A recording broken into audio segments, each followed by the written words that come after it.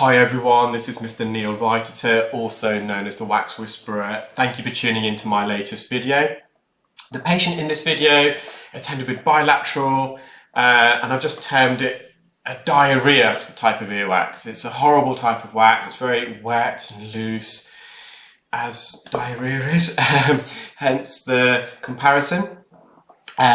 And what also made this procedure a bit more challenging and somewhat messy is because the client had a collapsed ear canal entrance, so the cartilage near the entrance had somewhat weakened, so it kind of collapsed upon itself, so I had to stretch it open. And there was a lot of hair near the entrance as well, so as an elderly patient, and immediately I realised I'm going to have to change the consistency of this type of wax. It's just too wet and molten to suction without the use of any drops.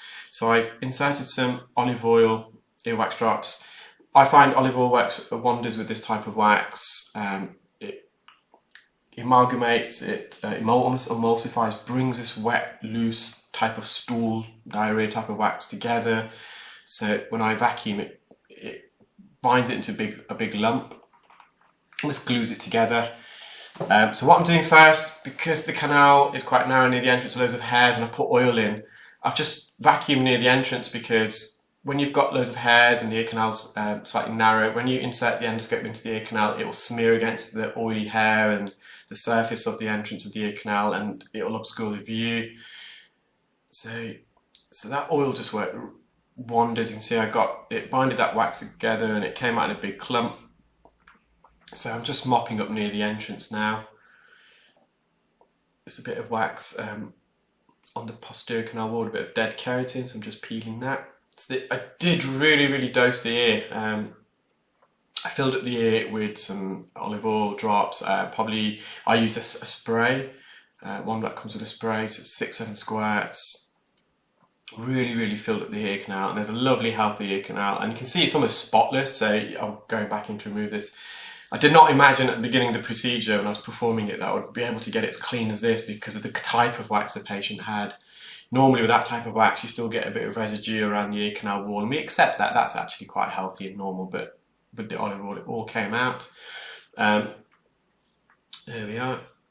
So really same scenario with the patient's right. You can just see it's a horrible type of wax. I love removing wax, I really enjoy it, but with this type of one, when I get a patient like this, I was like, oh god, not this type of wax. And so for me, I'm not going to lie, I still enjoyed removing it, but it's probably slightly less enjoyment compared to the other types of procedures. But this type of patient with this type of wax and this type of ear anatomy near the entrance and with the hairs as well, it's quite common. It's elderly patients, they generally have this collapsed canal, so the cartilage weakens near the entrance and it almost seizes, it comes together.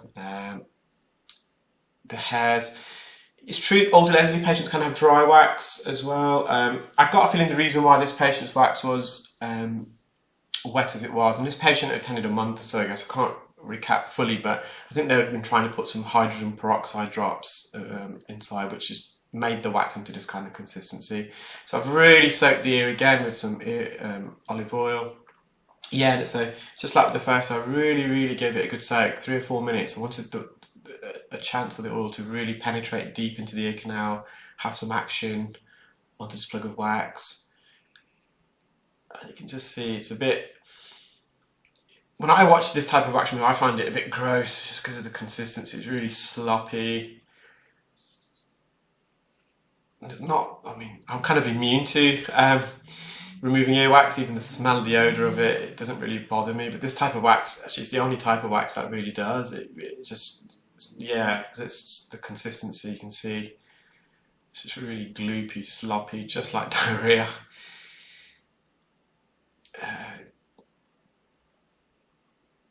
But again, yeah, I'm happy that I managed to more or less, almost like a Midas cleaning of the ear. Really have got all this sloppy residual wax off the ear canal, which if there was some remaining I wouldn't have been too concerned, because a bit of wax is good as long as the occlusion had gone. The patient was a hearing aid wearer as well, so the wax was obstructing the sound passage of his hearing aid.